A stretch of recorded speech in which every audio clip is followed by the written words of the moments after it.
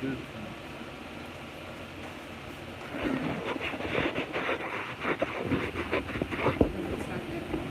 Yeah. And I missed you guys, so I hope you're going to say welcome back. I'm saying welcome back. And today's podcast is very exciting because the time is very exciting. And there's so much fun lying ahead of us because it's festive season that's begun. And we're going to talk about food and festivities. We're not talking about religion, all that sort of very high food and stuff. We're going to talk about basic food, hunger. When I was in Calcutta, when I started my first working life, my career, I think you need to connect this somewhere. Start from the beginning. Probably not heard a word I've said so far. What I want to just bring you up to speed and say, I just want to bring you up to speed and tell you what I've said so far, which is we're going to talk about festivities. The festive season is upon us, and we're going to talk about food, all that lovely, yummy food that one sort of, gorges on during this time. And so, when I first started working in Calcutta at the ripe old age of 20, I realized one thing in my very first year, which is that,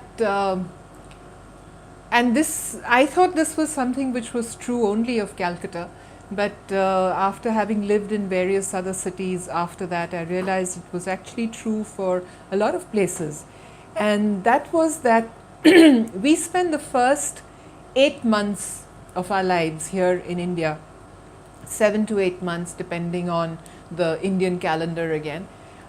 We spend those first 7 to 8 months of the year from January to August, September building up to this huge festive season that sort of, blasts through the rest of the 4 months in the whole year. And in Calcutta, of course, it starts with Durga Puja. Everything is sort of building up to Durga Puja. You get your bonuses then, you buy your new clothes then, your shoes, you buy all your white goods, your refrigerator and the new TV and all that comes in. You plan your holidays during Durga Puja. And I used to work in a newspaper office, Anand Bazaar, and even there, strangely enough for a newspaper office, we actually got 4 full days of leave for those puja times. And if it linked up with a Saturday or a Sunday, of course, you were in heaven. You got 6 days and you went out of town for a holiday. But so for the Bengalis, and it wasn't just the Bengalis, it was even the non-Bengalis, because everybody got the puja bonus, right? And everybody enjoyed going to the Durga Puja pandals, and everybody loved sort of, loves still, I think they still love it, taking part, participating in that whole frenzy of the Durga Puja. But here in Bombay, one doesn't wait till Durga Puja. It starts with Ganpati, and that's happening from day after, so we're right in time for this. And Ganpati, I mean, last night I think we already heard some drums beating, and people were probably bringing their idols, the Ganpati idols, home to sort of, dress them up in a nice corner of their house with flowers and lights. Ganpati is a festival that happens outside, as a community thing. And what I find in Bombay is that a lot of people do it in their homes, and they send out these lovely invitations inviting you to come and participate in their residential, their home private pujas. And so you sort of, get to catch up with a lot of friends who are keeping the Ganpati, and of course you get to sort of eat all that lovely food, the prasad, which is the most popular thing, of course, that Ganesh ji apparently loves, is something called the Modak.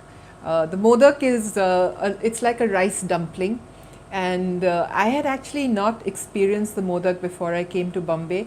And actually before I came to live in this building, which had a lot of Maharashtrians who were doing the Ganpati and were making these Modaks at home, somehow I was oblivious of the Modak till I guess I discovered Ganesh ji. So the modak is it's a rice dumpling. It's like a momo, and it's stuffed with coconut and jaggery and all these yummy nuts and things like that. And people do different fillings inside. Some are just khoya, some are saffron flavored, so they're slightly yellow in color.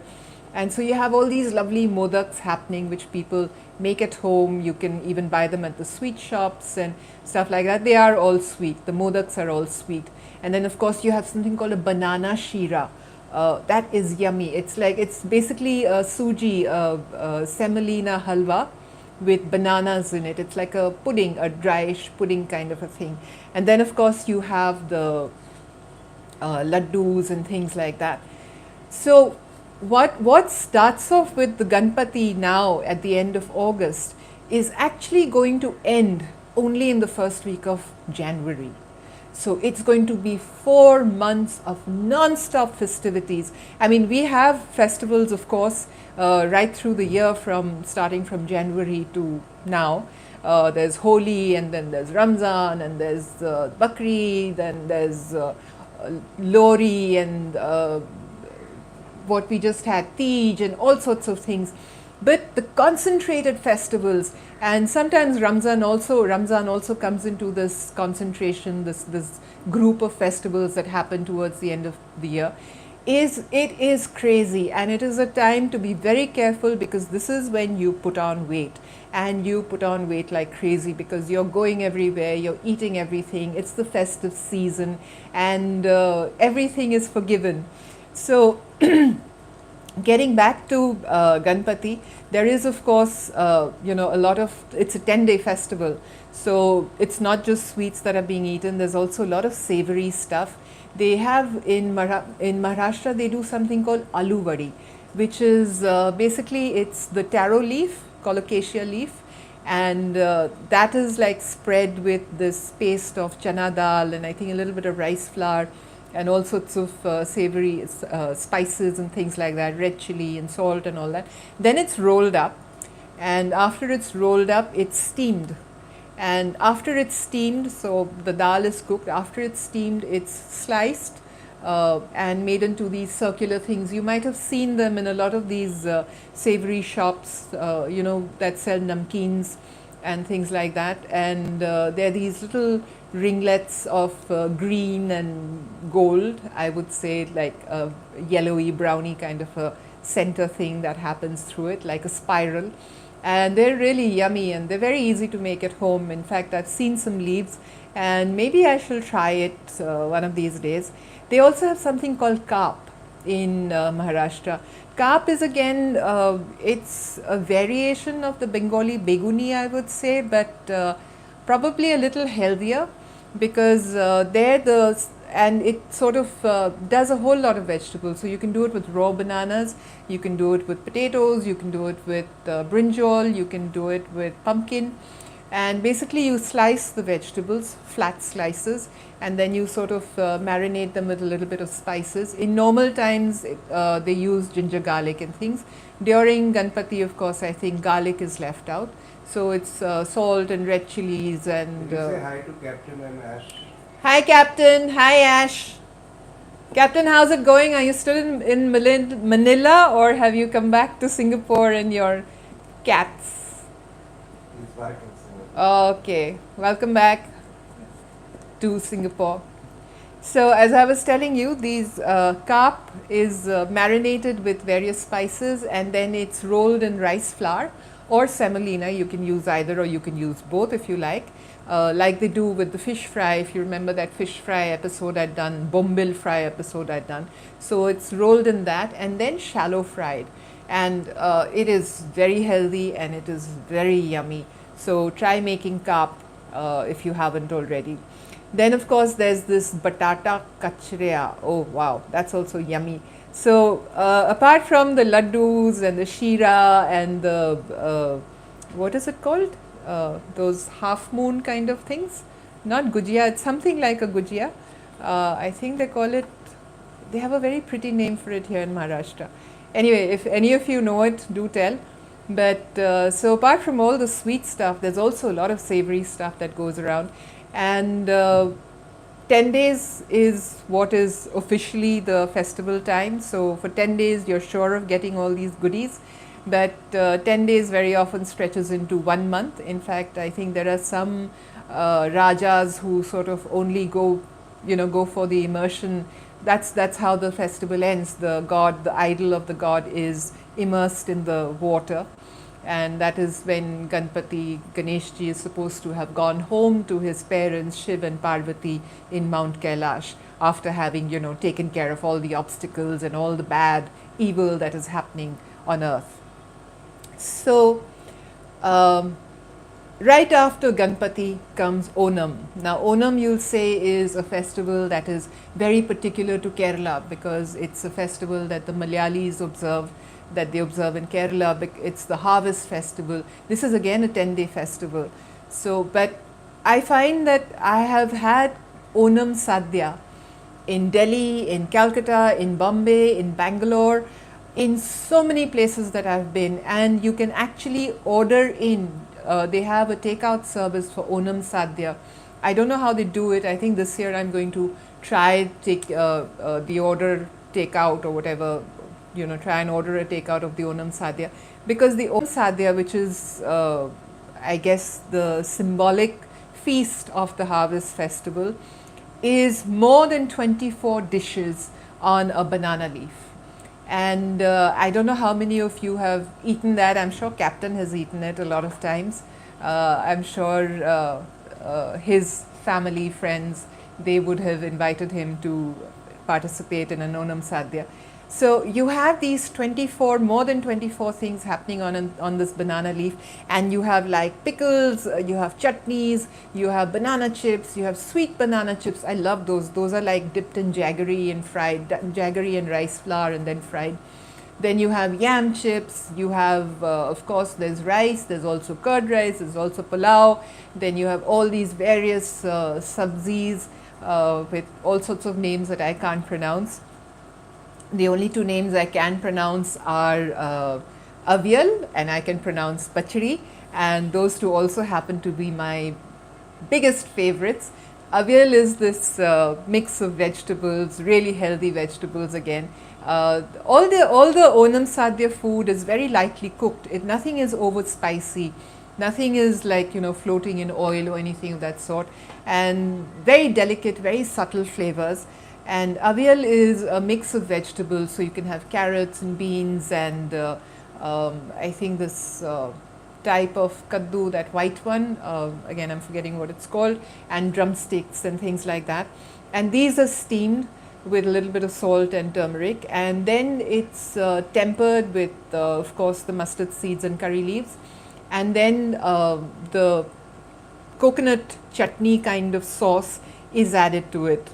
When I say chutney, it's basically just coconut ground with cumin seeds, fresh coconut, and it's sort of, the sauce is sort of, the vegetables are tossed in the sauce, and it is really yummy. And of course, you can add a little extra virgin coconut oil on top of it and have a feast. Pachadi is like a raita.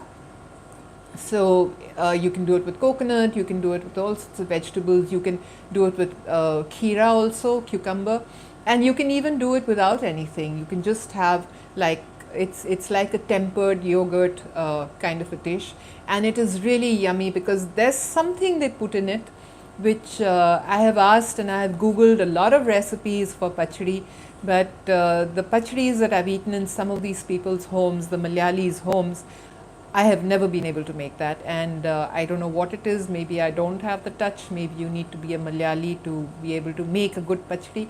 But whatever it is, a pachadi, you need a Malayali friend to have a really good pachadi. So after Onam comes Navratri. So Onam has basically sort of, started you on a detox route, if you want to put it like that, because it's all light food and healthy food and vegetables and no meats and stuff like that. Navratri is like Amit's torture period, because Navratri, you're supposed to be fasting, you don't eat meat, you don't drink alcohol, and you have to be a good boy. So Amit never participates in Navratri. Not that I do. but Navratri is a North Indian festival, so I have a good excuse over there. But Navratri is when Navratri is basically the North Indian version of what we in Bengal have as the Durga Puja. So this is when Navratri is the time when Ma Durga sort of fought, had this battle with the Mahesh Asur. What was it? Maheshasura. Okay. The evil Asura. And so the 9 days represent the 9 incarnations of the goddess Durga, the 9 qualities that she has. And I'm not going to go into those details because we're here to talk about food and not religion or rituals. So basically, you do 9 days of fasting. So there are various things that you're not allowed to eat, and you can't eat grains. An is called, grain is called an in Hindi. So you eat things like potatoes and sweet potatoes, and you have yam. And then if you want to make rotis, you have something called kuttu ka atta. And then you have water chestnuts, that is made into atta. And there's a limited amount of vegetables also that you can eat. You can't have ginger and garlic and onions. You can't, you eat fruits through the day and you have one meal at night or whatever it is. You can't have regular salt. You have to have, so all the foods, the savory foods have a tendency to have a chaat-like flavor because you're using black salt and you're using things like amchur to flavor it, and a little bit of bhuna jeera and stuff like that.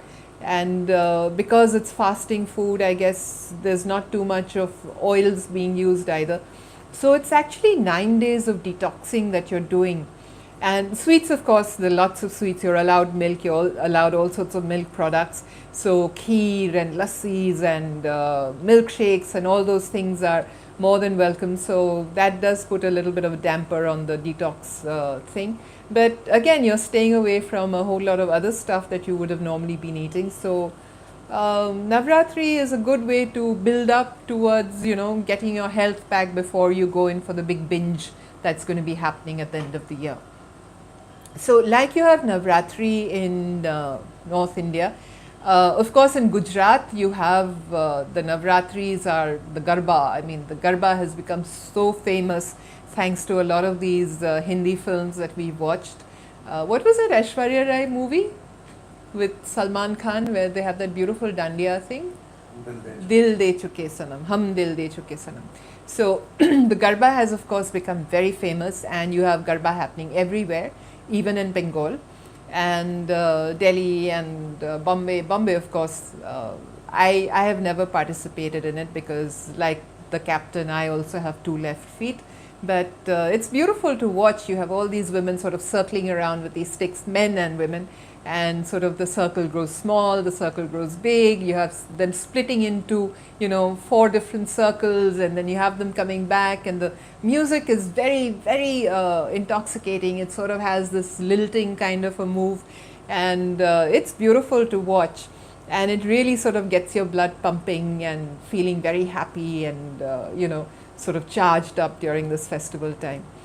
Durga Puja in Bengal is, like I said, the first 8 months of the year you're like building up to Durga Puja, because Durga Puja is when you're going to be buying all your stuff, it's when you're going to be meeting everybody, you're going to be going to all these puja pandals, the venues where the pujas are held, and you have the cities, especially in Calcutta, you have this huge competition happening, which I think happens in Bombay also, but it happens with Ganpati more than with the Durga Puja, where you actually have each area, region sort of within the city, district, competing for the best puja pandal and for the best idol, the best decorated, the most creative, the most imaginative. And in Calcutta, the Durga Puja ends up sort of being a kind of a political commentary or current affairs commentary. So the year that Princess Diana passed away, all the Durgas sort of look like Princess Diana. And I mean, we've had Durga Pujas where all sorts of things happen, Bengal being Bengal. there's always a social comment on whatever is being celebrated. So that apart, of course, food is a huge, huge part of Durga Puja, because Durga Puja starts with a thing called Mahalay, which is the day the Durga Mata, the Devi, which is the first day of Navami, actually starts her journey from Mount Kailash coming down to the earth to save us. And that's a beautiful ritual. I mean, it's not a ritual, it's a beautiful celebration. It happens like at 4 in the morning, or it used to happen at 4 in the morning, and it used to be a live thing. And I remember cuddling up between my parents and uh, listening to it, like, it was an all India radio program, and you had the mantras for, inviting the Devi to earth, and in between those would be various Tagore songs or various other songs that all these famous singers would sing. And it used to be a live program, and it would be a program that would start at around 4:35 or whatever and continue till sunrise. So that was like a beautiful way of waking up in the morning with this, musical program happening. And what my parents used to do was, the minute it would finish in India on the Calcutta radio station, they would immediately sort of tune into one of the foreign radio stations where it would be, being broadcast at a slightly later time. So they would sort of try and catch the ending once again, so that it would linger on, the whole moment would linger on. And it used to be really such a beautiful thing. Nowadays, of course, I think on YouTube or whatever, you get the recorded version of it, but somehow the magic is not the same. It's that live passion and fervor with which all these performers would be sort of inviting Ma Durga down to earth was something that really needed to be. Joined us. Hi, Kirti. Hi Kirti, took a break from the brownies, I see. So we were talking about Durga Puja. So that's when Durga Puja really kicks off for Bengal, and but the action starts on the 6th day, which is called Shoshti. So you have Shoshti, 6th, 7th, 8th, Saptami, Ashtami, Navami, and Vijaya Dashami, the 10th day. So these 6 days are actually celebrated in the puja pandal. Durga Puja is a community puja. There are a few of these really large zamindari homes. You're saying that All India Radio broadcast was matchless. Broadcasts All India Radio broadcast was matchless. was matchless. Yes, it was. It really was. I really miss that. So you have a few of these zamindar houses where they still have their house pujas. One of my cousins, she married into a family. I think they still, no, now probably they don't, I don't know. But they actually have a space which is like, built and created for this annual function. So it's a community thing. And 6th, 7th, 8th, 9th, 10th day, you have, you go in the morning and you offer, prayers to the goddess and things like that. And the prasad, which is chopped up fruits and a little bit of rice in it and all sorts of things. And it looks pretty not very nice, but it is really yummy because you've been fasting since morning and you love eating that. And then, of course, what Amit loves most is the bhog. And bhog is invariably khichuri. I've actually done an episode on Durga Puja bhog, so if you like, you can go and check that out. So it's this khichdi which was made without onions and garlic again. And talking about episodes, Amit did a Navratri thali as well in one of the episodes, and that had his grandmother and his mother's aunt's recipes for various dishes that are cooked during Navratri. So check these out in case you plan on celebrating these festivals but aren't feeling up to going to the puja pandal. If you can go to the puja pandal, of course, nothing like it.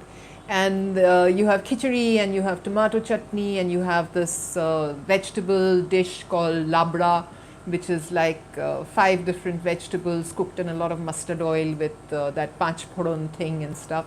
And of course, you have kheer, and on some days you have pulao, you have aloo gobi ka sabzi. This is when the winter vegetables are starting, so gobi plays a huge part in the Bengali puja bhogs. And on the 9th day, a lot of people actually, the ones who do bali for the Devi, they actually have mutton curry as a bhog, but this is a vegetarian mutton curry. And I don't know if you've seen the mutton atthe recipe that we did on Slow Fast Chef, but like what they have in Bihar as mutton atthe, which is I think offered to Shiva. In Bengal, you have Niramish Mangsho, which is done during Durga Puja, and it's also done during Kali Puja, but we'll come to that a little later. Then, of course, Durga Puja, the evenings are very important because evenings are the entertainment time. So you have all these food stalls at the venue, and you invariably have some sort of entertainment program happening, which could be a jatra, which is, if you've never seen a jatra, you have to go and see it because it is such fun. It's theatre, it's old style theatre, and it's very over the top. So very, the histrionic sort of emotions, abilities are on full display, and invariably the stories are from the Mahabharata or the Ramayana or various things like that. And it's really fun because you actually have the audience, and these things sort of happen right through the night. So you actually have the audience also sort of participating and adding their comments, and the actors actually reacting to the live audience that's sitting over there. And then you have a lot of these musicians coming and performing, and dance dramas and all sorts of things. And it's also the time when boyfriends and girlfriends happen, and a lot of hand holding happens in the dark in the corners of the pandal.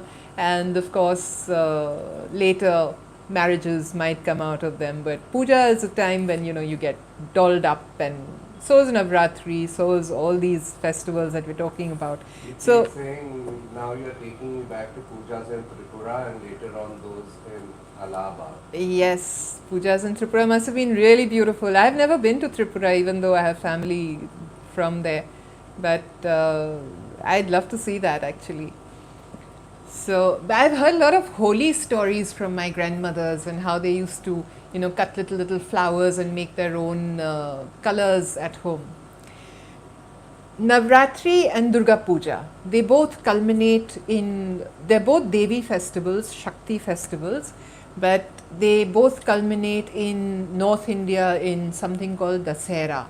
Dasera is Das Hara, so the 10 heads of Ravan, which Ram sort of slew in various ways, I don't remember what, which is again the conquering of good over evil. Is the audio okay for everybody? Yeah, audio is fine. Okay. So Dasera is Vijayadashmi. Dasera is the 10th day of Navratri. That is when for the Bengalis, Ma Durga actually goes home, and it's a very emotional moment because you have something called, which is a very pretty part of the Durga Puja celebrations. It's called Shidur Khala. Shidur meaning sindur, and Khala meaning game. So it's a little like Holi, but all the married women come with their little thalis with sindoor and a batti and a little bit of rice and dhan rather, and little bit of grass and various things like that, dubbo, dhan, dubbo and all that. And they put sindoor on the goddess and all her children, Saraswati, Lakshmi, Ganesh, Kartik. And then they of course put sindoor on each other, and it's a celebration of, like, whenever a married woman leaves her parents' home, the mother always puts a little sindoor on her to bless her that she may always stay a married woman, that she doesn't become a widow. So similarly for Durga Puja also, all the women go and put sindoor on Ma Durga, and then they put sindoor on each other, and they're all wearing these beautiful white saris with red borders, and all the sindoor happening. It's so pretty, it's so beautiful. And that day all these women fast, and they only eat after They have put sindoor on Ma Durga, and there's a very special bhog that is made for them, which is raw rice and various things like that, phalahar kind of a thing. And I have done it once in my life, and I've never done it ever again, but maybe I'll try it this year, COVID allowing. So, Dasera is what the Navratri and Durga Puja sort of culminates in. And Dasera is when the man comes to play. So, Ram has conquered Ravan, and evil has been overcome. And for some strange reason, Dasera is the time when a lot of people eat jalebis and fafda. So, apparently, jalebi was Ram's favorite sweet dish. I have no way of confirming this, and I don't know where this has come from, but I quite agree with Ram. I think jalebis are a fantastic sweet, and I have tried making jalebis at home and failed miserably. There's again a special art to getting it crisp. I can do those squiggles, that's not a problem, but to get it really nice and crisp, and then to have, to soak it in that sweet syrup, and when you bite into it, the syrup's actually sort of, rolling down your chin kind of thing. It's awesome. And hot jalebis with nice cold rabdi is one of the best desserts that I can think of. So with Dasera, I guess the sweet parade starts, and then you have something called Karwa Chauth. Karwa Chauth is not a festival per se, but it is one of my most favorite ones. I enjoy doing Karwa Chauth. I just love it. It is such a celebration of your womanhood, of your femininity. Maybe it's the way my mother-in-law sort of introduced me to it. My first Karwa Chauth, she sort of told me, you come home and we'll do it together. So I was like, okay, great. So I was like, aren't husbands? She said, forget husbands. Karwa Chauth is for us. So I went there in the morning, and she was sitting there waiting. She said, what is this you're wearing? You can't be wearing these clothes. Take it off, take it off. And she opened her wardrobe and took out this beautiful pink salwar kameez with all sorts of things on it and all, very pretty. And she said, you wear this and come. So I went and I changed and I came out, and suddenly I was looking like, a Punjabi bahu. And she said, chalo, now we'll do the mehndi. So we sat and we did mehndi, and she said, now, let's do this and let's do that. And we played little cards, we watched some TV, we listened to music, we gossiped about all sorts of things, and we did everything under the sun that women do. The only thing we didn't do was we didn't eat and we didn't drink, and we didn't miss it, because there was so much happening. I mean, there was so much of indulgence happening of all the other senses that you normally don't do. So it was like, you want to try on some perfume, you want to do this, wear jewelry, do your hair up nicely, let's go and meet so and so, and let's sort of party and have fun. And it's only in the evening when my father-in-law came home from work and Amit joined us, and that's when I realized that, I think, a little bit of hunger pangs are happening. Of course, there's the puja in the middle of the evening, and after that puja, you're allowed one thing to eat or one thing to drink. You can choose which. So I, of course, chose to drink, and my mother-in-law said, this is your first Karwa Chauth, so you will do what I tell you, and whatever you do in the first Karwa Chauth, you can do for the rest of the Karwa Chauths.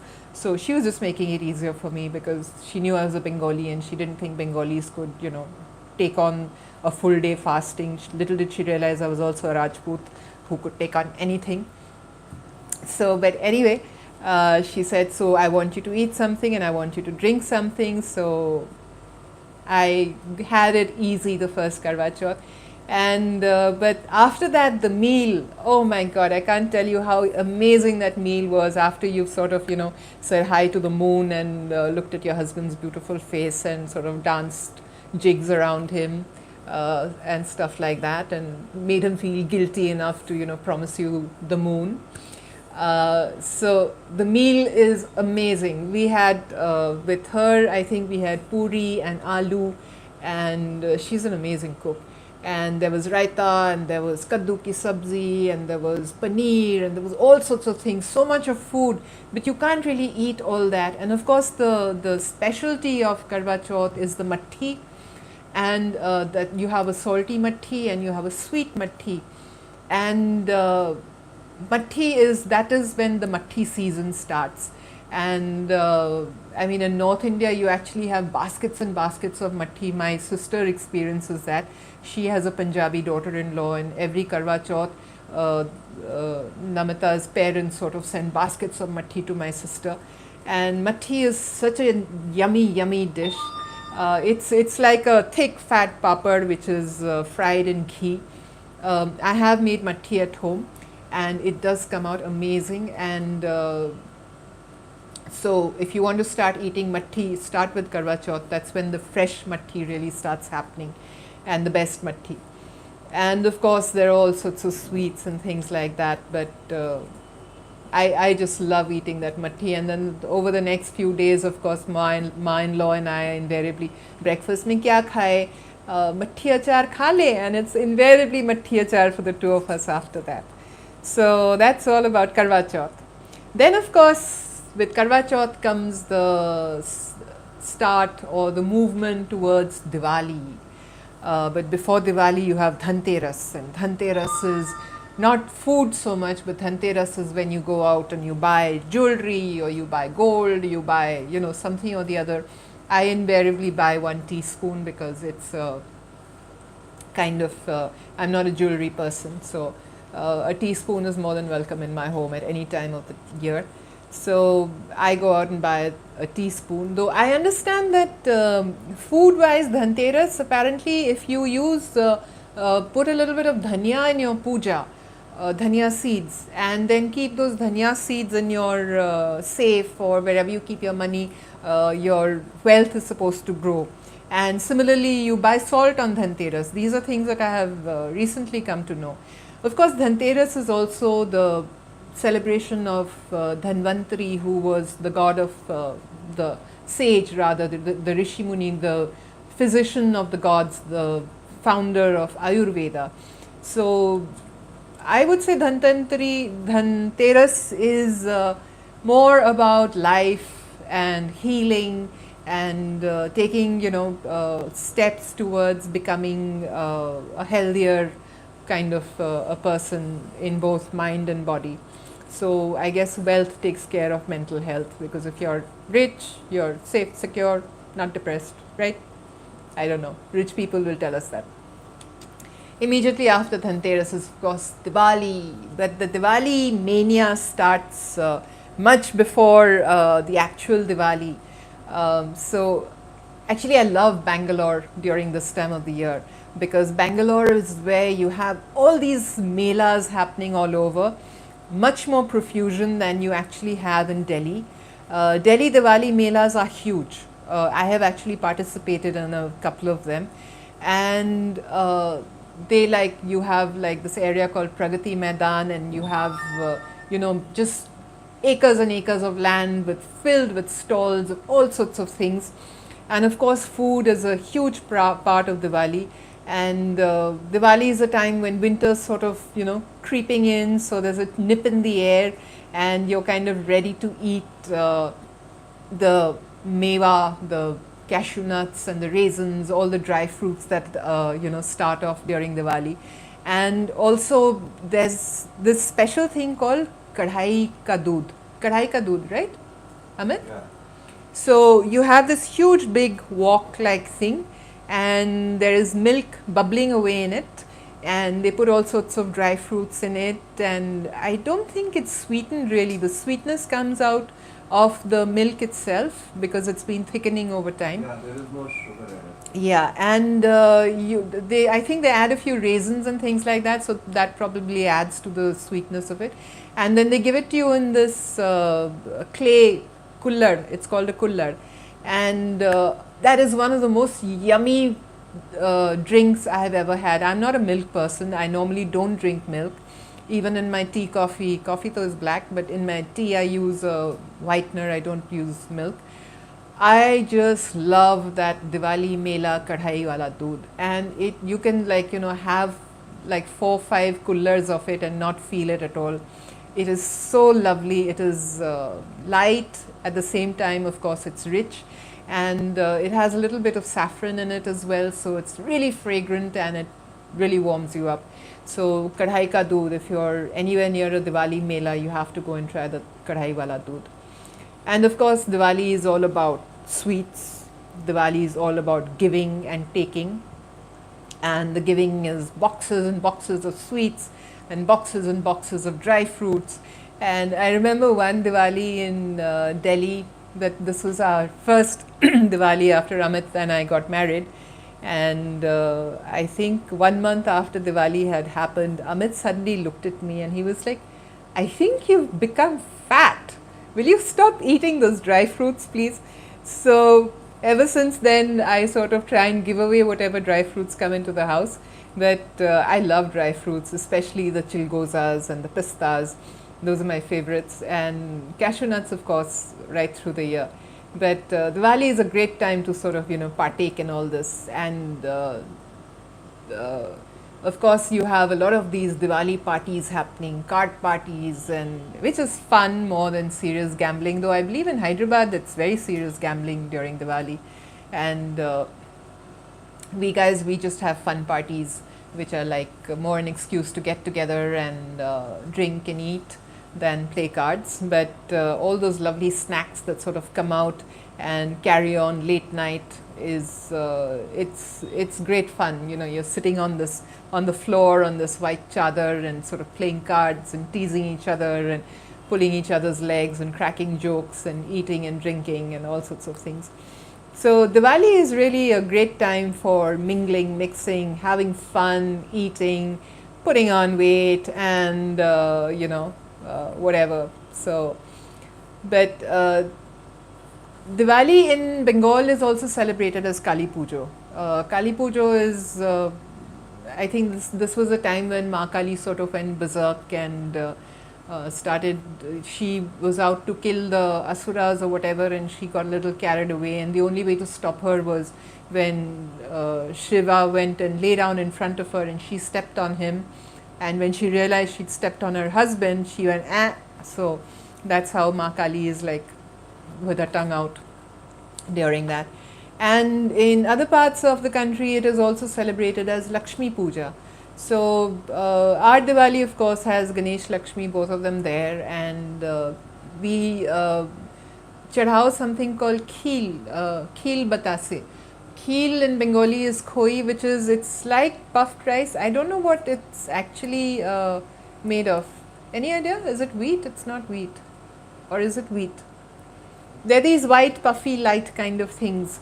So those are more for the children to have fun, and invariably that kheel is like put into a plastic bag and given to little kids on the streets and stuff like that, with the batashas, which are the sweet little candy kind of things, which I used to steal from my grandmother's puja room as a child. Anyway, so right after Diwali finishes comes Bhai Dooj. So after the man has been prayed for by his wife for his long life, Karwa Chauth, the wife prayed for him. Now the sister prays for him during Bhai Dooj. And men need a lot of prayers, seriously. So anyway, Bhai Dooj is when the sister actually invites the brother home. At least in Bengal, that's how it is. It must be the same in other parts of the country as well.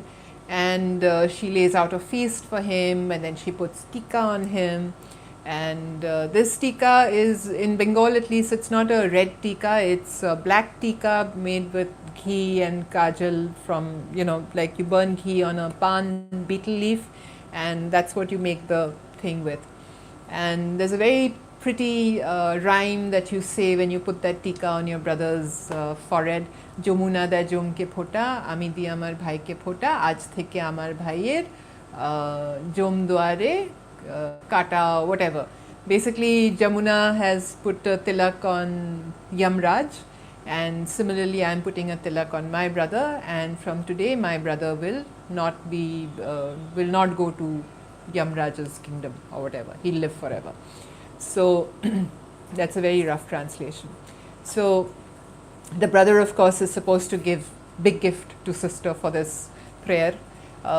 Which reminds me, Amit, Karwa Chauth, you're supposed to be giving me a gift. Yeah. Hello, uncle. Karwa Chauth is very far away. No, it's not.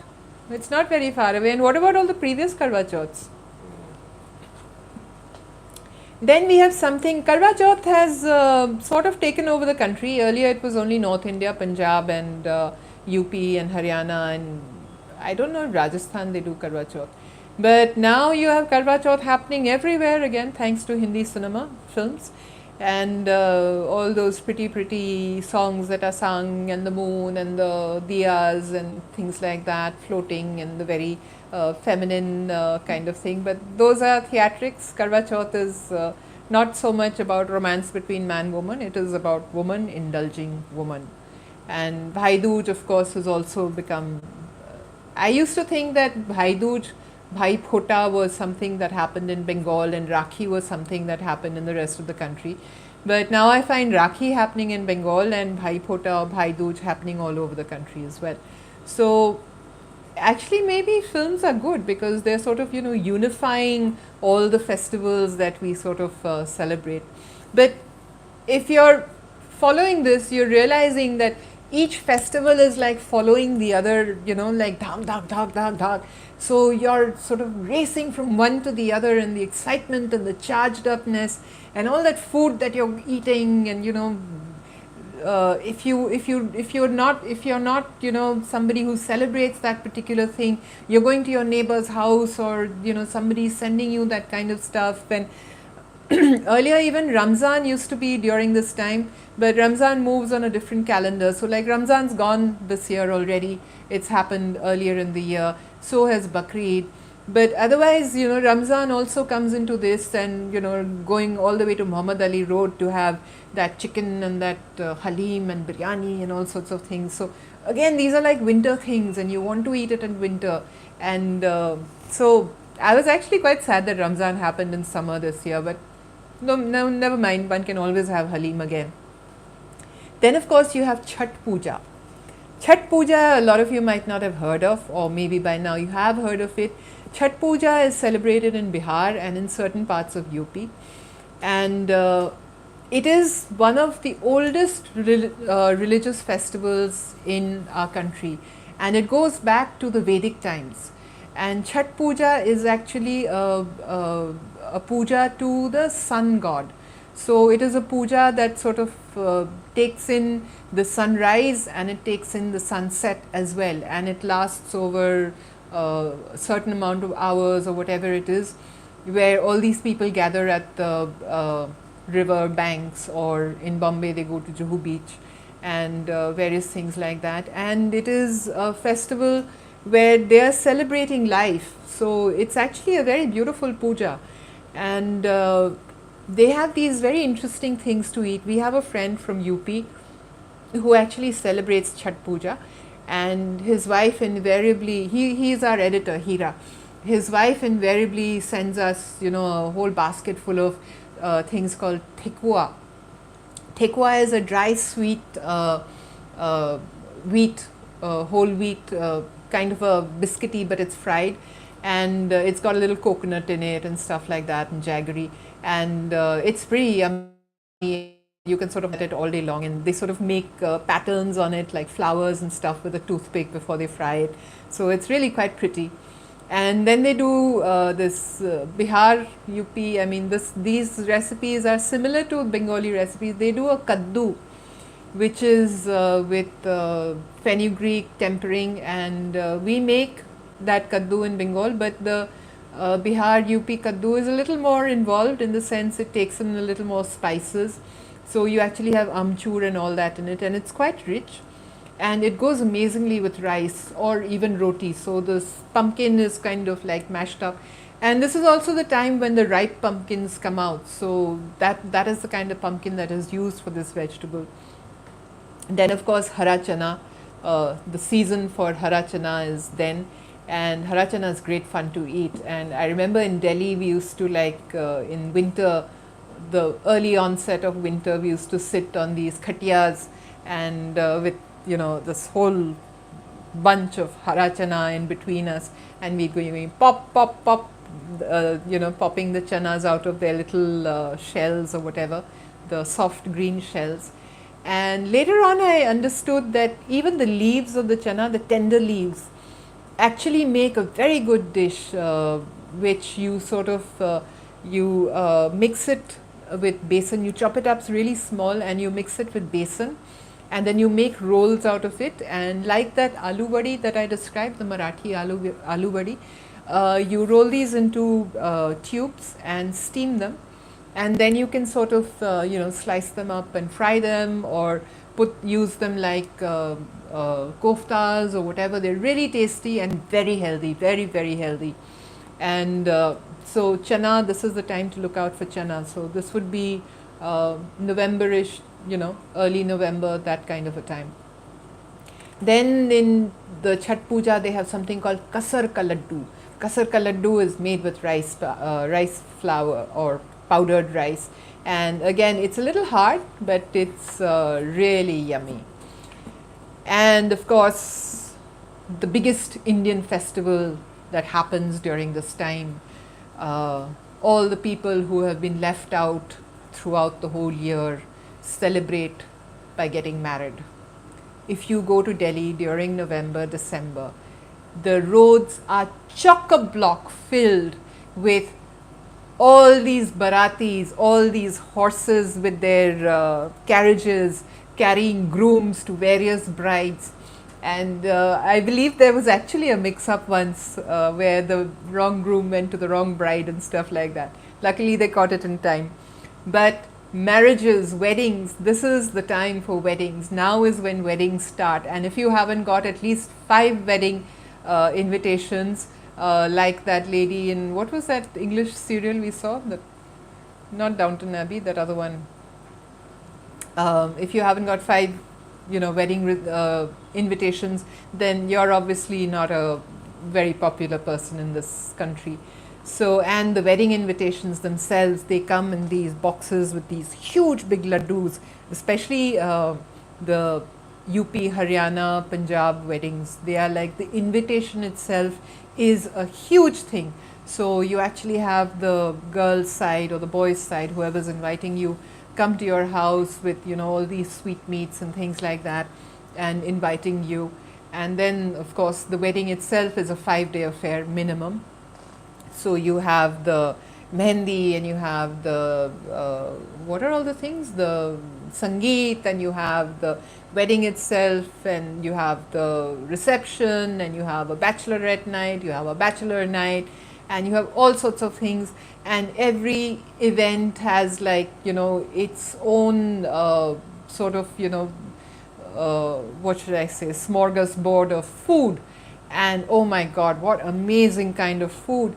A friend of ours who got married a few years ago in Delhi, he actually had people come down from Amritsar, and those were the best aloo kulchas I've had in my life. And I'm dying to go to Amritsar to have that aloo kulcha again.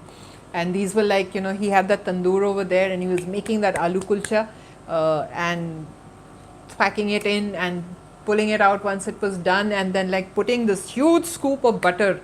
He must have been Amit's brother or something. Huge scoop of butter on it, crushing it, and then giving it to you with this wicked, evil smile, like, come back for more soon.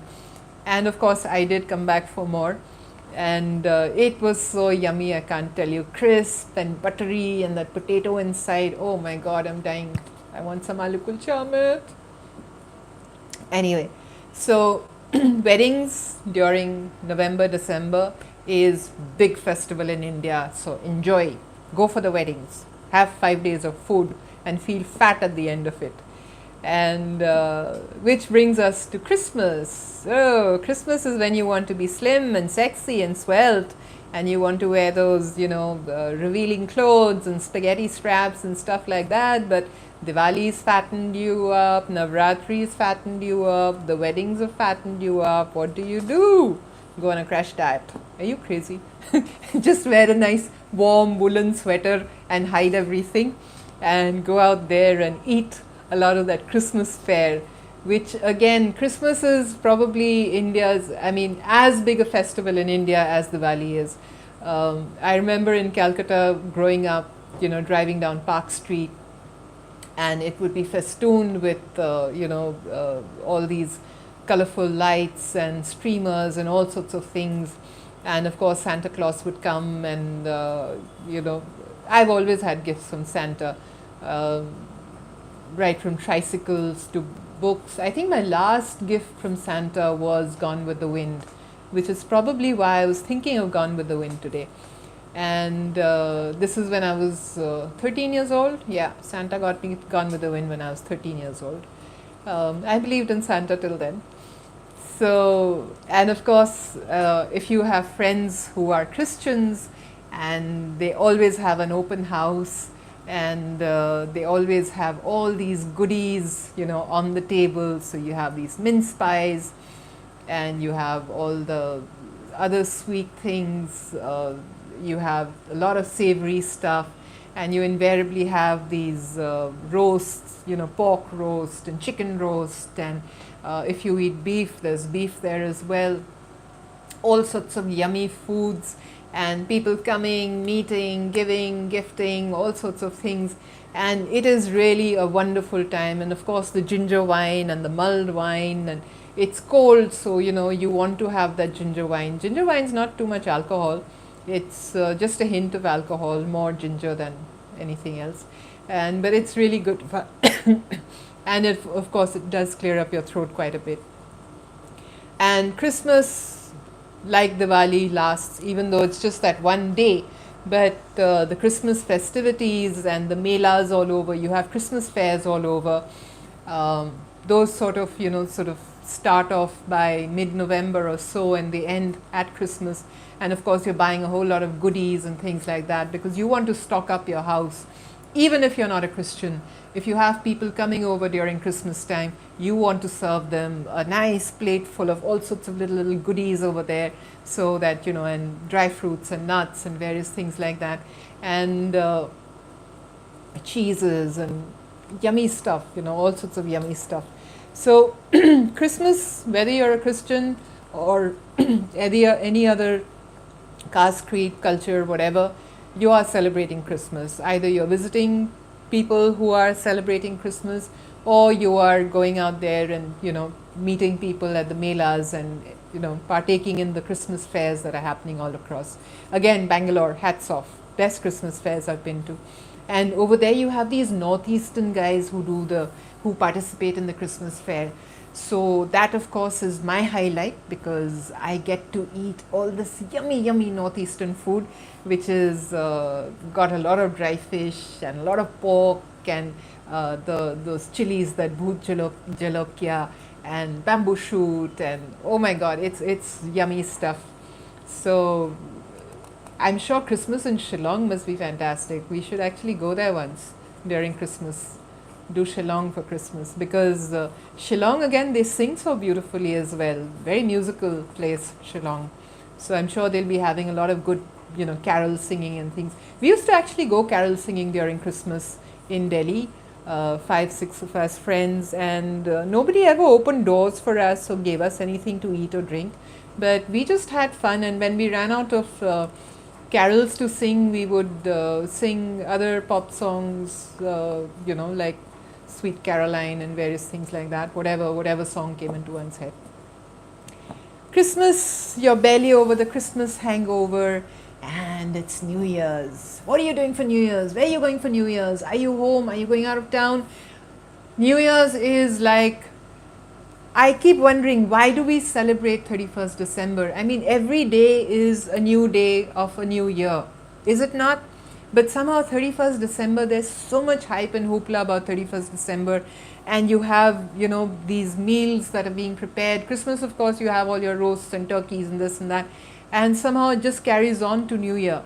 And New Year's Eve is that big party that you're going to. And because it's a party that is understood to start, say, at around 10 o'clock, so post-supper, and continue till early morning, so it ends with breakfast, at least it used to.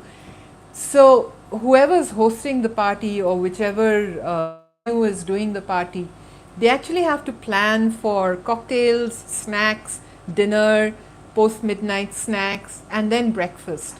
Because if you're up all night, you're really hungry, and so hungry, I can't tell you. And I remember Bali in Calcutta, the Tollygunge Club. Oh my God, what amazing breakfast they used to serve!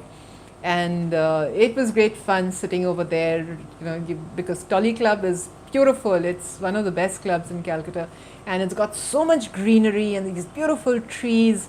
And post New Year's, the sort of fog, the mist is sort of coming down or whatever, and you're sitting over there and eating your breakfast, scrambled eggs and bacon and toast and stuff like that. And you're hungover. You're not hungover as yet. You're still drunk, and it's good fun. It's really hearty fare.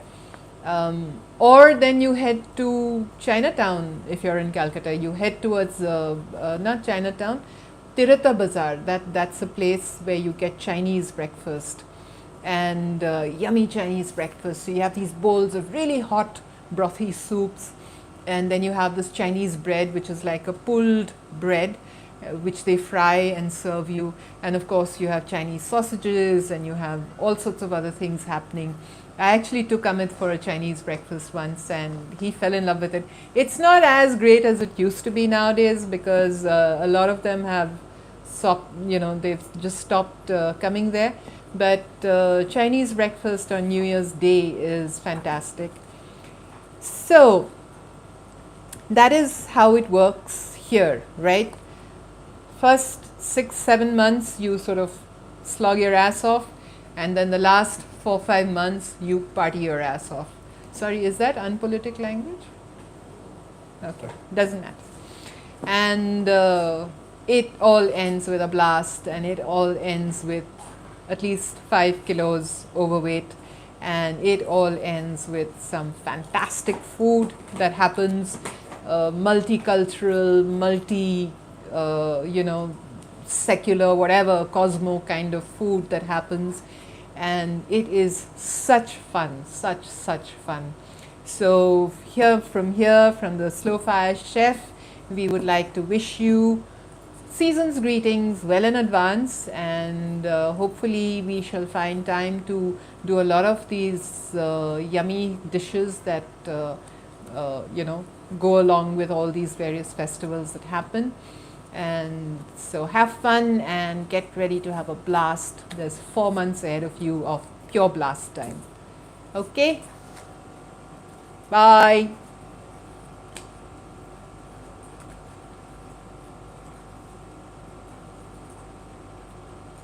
Any questions, anybody? Captain was saying you need water. I'm actually having water. Amit's rationing my coffee.